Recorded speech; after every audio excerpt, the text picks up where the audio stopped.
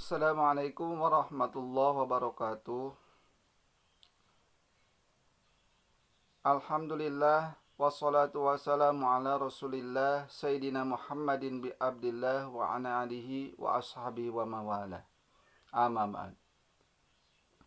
Hadirin kaum muslimin rahimakumullah.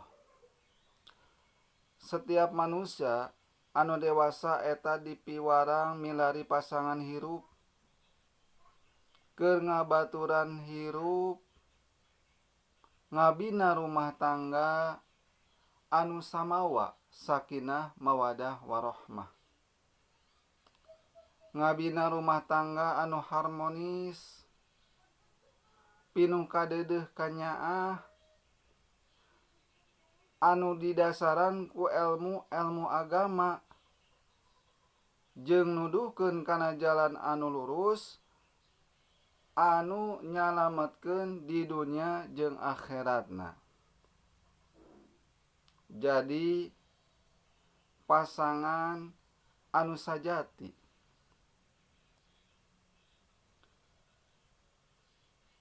Sabab dawuhan Allah Ta'ala dina Al-Qur'anul Karim, ku anfusakum wa ahlikum naro, jaga diri anjeun jeung ahli-ahli anjeun tina ancaman seuneu neraka.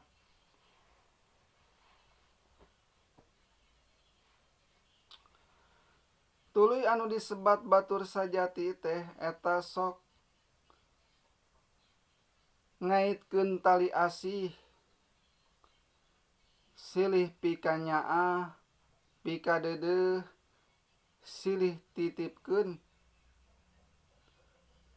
sok marengan dina sagala rupa kaayaan, dina susah, dina senang, dina gering, dina cageurna, bahkan nepi ka ninggalkeun salah sahijina eta sok nganterkeun nepi ka pakuburanna.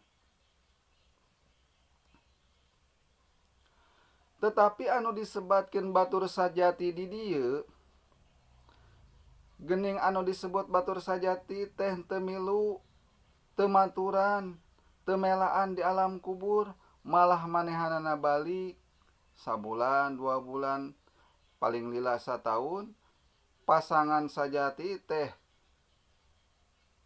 malah kawin deui, pamajikan geulis, lilana sataun kawin deui ka batur, atawa sabalikna salaki anu bageur anu kasep lamun ditinggalkeun pamajikanna pasti moal lila kawin deui.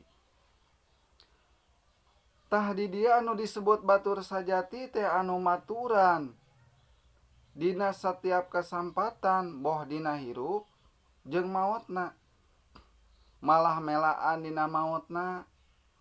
Ku kituna batur sajati anu sabenerna mah kur amal soleh, sabab ari amal soleh mah anu nyalametkeun di dunia bahkan nyalametkeun di alam barzahna tina siksa kuburna. Ku kituna lobakeun amal soleh, sabab sajatina anu disebut batur sajati teh, pasangan anu sajati teh iwal ti amal soleh. Jadi sok sanajan ngabina rumah tangga kudu dilandasan ku ilmu agama, sangkan dina sagala kagiatan eta bernilai ibadah ngajadikeun amal soleh. Wallahu a'lam bishawab. Muga aya manfaatna. Billahi taufiq wal hidayah. Wassalamualaikum warahmatullahi wabarakatuh.